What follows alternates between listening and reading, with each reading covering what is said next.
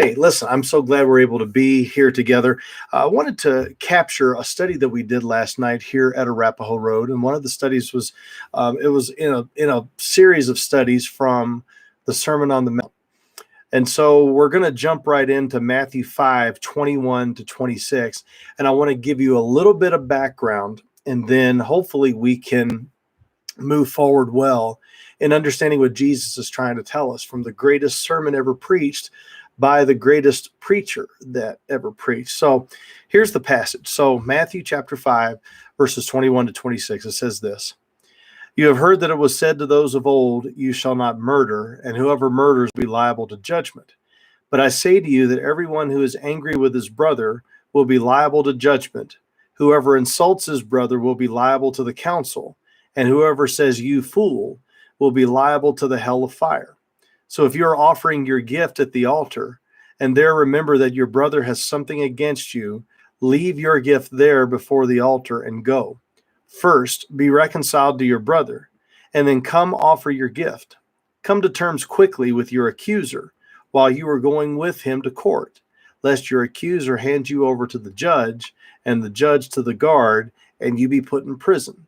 Truly I say to you, you will never get out until you have paid the last penny." And again, that's from Matthew chapter 5, verses 21 to 26. So it'll be good for us to catch up a bit. When we look at the Sermon on the Mount, this is one of, if not the longest narrative that Jesus gives. This is the longest discourse. In fact, it's one of 5 that are found in the Gospel of Matthew. As you look at the beginning in Matthew chapter 5, you see that Jesus in chapter 5, verses 1 and 2, that Jesus said, and seeing the crowds, he went up to the mountain. And when he sat down, his disciples came to him. Now, rabbis, Jesus was always teaching, and as rabbis were always teaching even as they were walking along. But when they sat down, that means that now this was going to be, and I would say, an official talk, a talk that had some tremendous gravity. There wasn't going to be a lot of back and forth. This was going to be a one-sided monologue that was going to be talked about, and boy, that's when it was catching their attention. So it wasn't just talking about how Jesus was positioned just because it was adding to the story. It was actually talking about, okay, this is what he was doing as a rabbi, and showing that there's gravity to what's being said. While we won't go over all of the Beatitudes one to one, there is a progression to the Beatitudes. It starts off by being poor in spirit and a recognition that there is a spiritual destitution that we all have. There is nothing that we have spiritually that we can look to God and say, God, you must commend me for this. That's not the case. In fact, what's the case is that we have nothing, and that we have a complete reliance on who he is and what he's done to help us out. Blessed are those who mourn, for they'll be comforted. You're mourning now over your sin. You're mourning over your separation from God, for they shall be comforted. There has to be a recognition of our own sin in order to find comfort from God in that way. Blessed are the meek, for they shall inherit the work. That's strength under control. You begin to realize it's not about you anymore, and you begin to realize that your strength is found in him. And they shall inherit the earth. Blessed are those who hunger and thirst after righteousness. Not your own righteousness, but now his righteousness, for they shall be satisfied. And then the pivot changes and takes place. Blessed are the merciful, for they shall receive mercy. Blessed are the pure in heart, for they shall see God. Blessed are the peacemakers.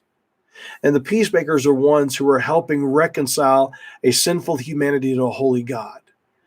That type of peace that's going on. Not an absence of conflict, but a presence of the peace that God has given to us thanks to what Christ has accomplished for us. For they shall be called the sons of God. Blessed are those who are persecuted for righteousness' sake, for theirs is the kingdom of heaven. And there you see that inclusio. In verse 3, theirs is the kingdom of heaven. Verse 11, theirs is the kingdom of heaven. And now, so we see this completion and totality of what kingdom people are supposed to be all about. So now, before you had nothing to commend to God. Now, what we're seeing here is that you're being persecuted because you have completely and totally set self aside. He goes on to talk about, blessed are you when others revile you and persecute you and utter all kinds of evil against you falsely on my account. Rejoice and be glad, for your reward is great in heaven, for so they persecuted the prophets who were before you. So when we begin to live completely for Christ, then what's going to happen is there is a shift, a transition that takes place where we're no longer worrying about ourselves. We are living for the cause of Christ. And if we get persecuted, so be it. We'll be in good company. And we can rejoice and be glad because we are following his will and his way. Verses 13 to 16, very familiar in church world, where we talk about salt as the preservers of the gospel. We are the salt of the earth, and we are the ones who are preserving the gospel in this world. We're also the light of the world, and that light is the presentation of the gospel. So we are preservers, as salt was that preservative back then. They didn't have refrigeration, so salt was that preservative that was tightened up, that was in this package, and it was tight, so no minerals could get in. If that minerals came in, that salt would lose its curative work. But we are also the light of the world, presenting the gospel. Jesus did not come to abolish the law, but fulfill it. And really what leads into these pieces from Matthew chapter 5, verse 21 to Matthew 5, verse 48, what leads into these pieces is the fact that Jesus is calling all of us to exceed the righteousness of the scribes and the Pharisees. Because unless we do that, we will not inherit the kingdom of heaven. We will not enter the kingdom of heaven. Now, again, keep in mind back then, the Pharisees were the ones that were not only teachers and keepers of the law as far as protecting the law. And there's a long story behind that, which we can go into at some point. But at that point, they were the keepers of the law, but they were also the ones who were showing how to keep the law. And what was going on, though, is they were coming along and their traditions were not what they should be, and they were actually lessening what the Word of God was actually saying.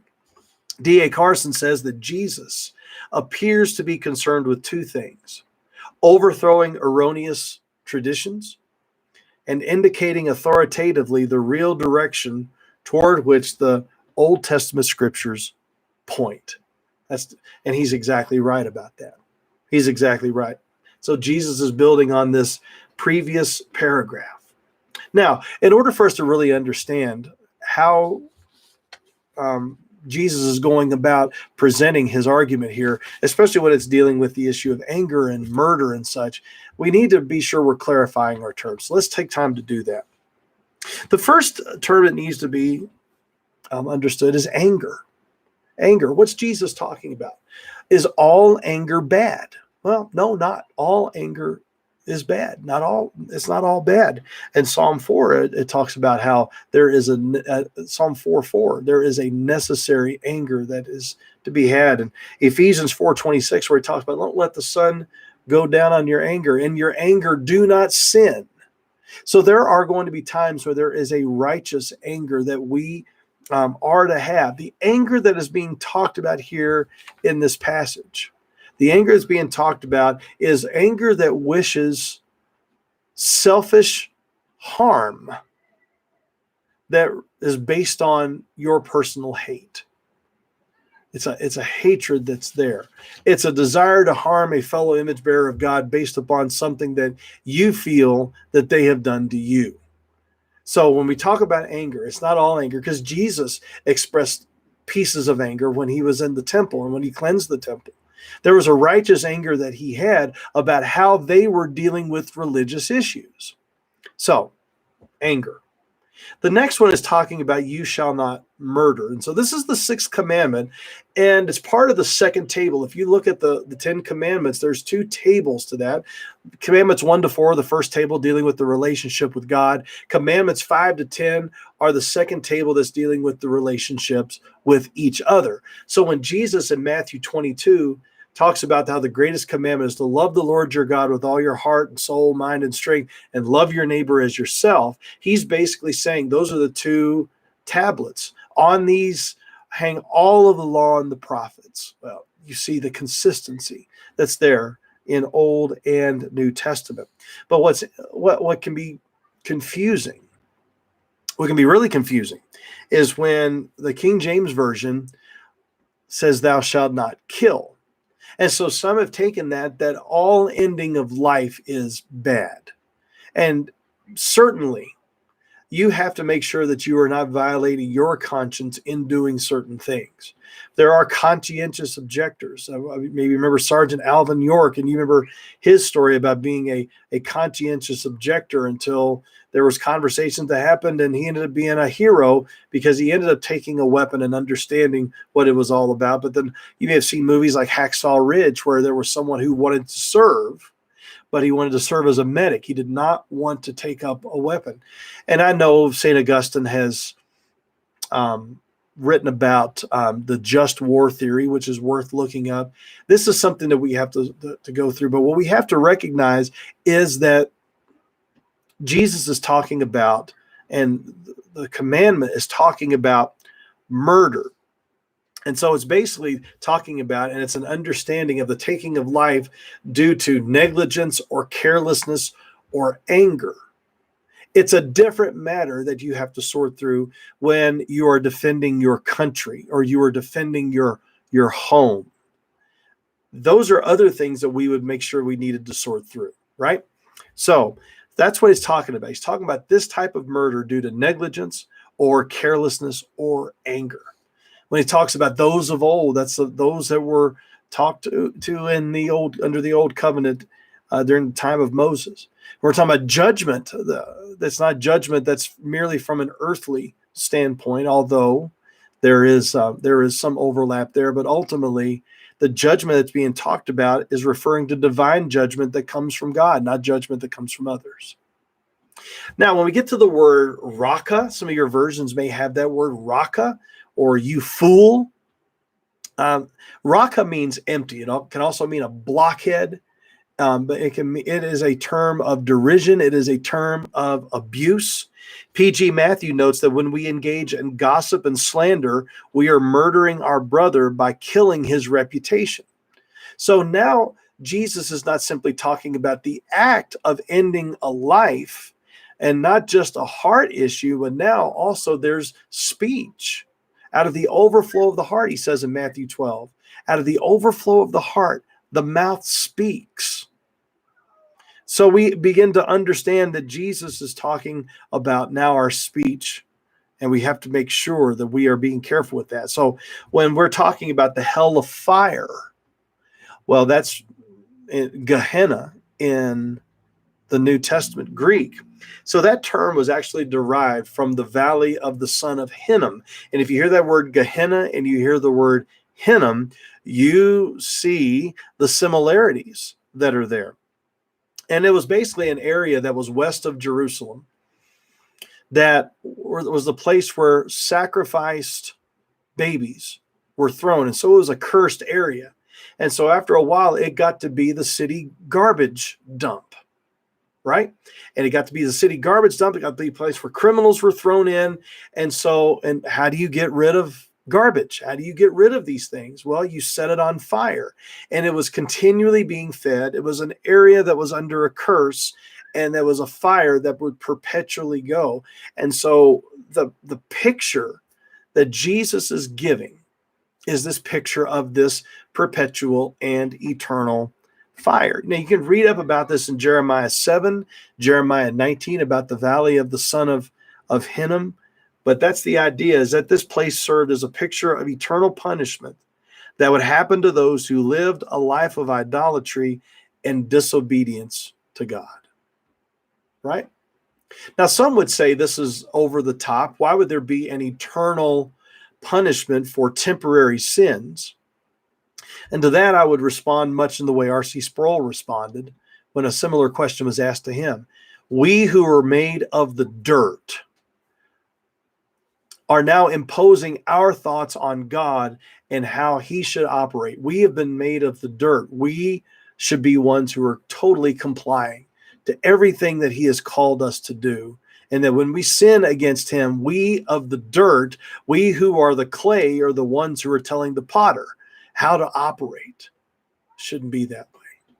And so that's why we see this trajectory that is started in this life goes into the life beyond. Because if we don't want to be with our Creator and we don't want to live a life of holiness, we are setting a trajectory that God is going to accommodate for us later on.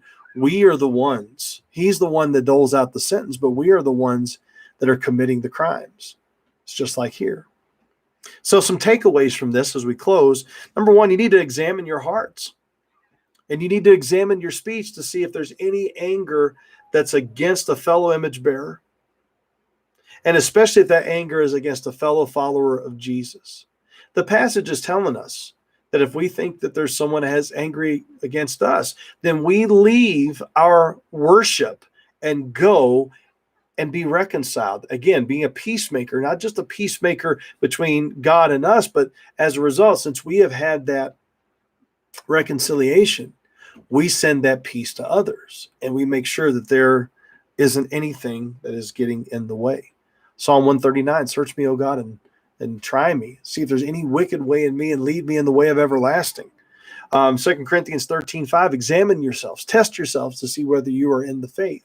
Examine yourselves before you go to the Lord's Supper, and there may be that peace that needs to be dealt with. Secondly, engage in reconciliation quickly. Settle those matters quickly. Otherwise, this will affect your worship of the living God in Christ. We see that. We are not to have anything fester. We're not to have anything lay when it comes to that. We take care of those issues. Number three, do not simply avoid anger. That's the negative aspect of it. But the positive aspect is love your neighbor and seek their good for the glory of God. They will know that you are my disciples if you love one another. But I also want to read to you Galatians 6, verses 9 and 10. And let us not grow weary of doing good, for in due season we will reap if we do not give up. So then, as we have opportunity, let us do good to everyone, and especially to those who are of the household of faith. So Jesus is warning us by what goes on in our heart, the anger that happens in our heart, that selfish, negligent, abusive, hateful anger against a fellow image bearer of God, and especially a fellow follower of Jesus. It comes out in our actions. It comes out in our speech.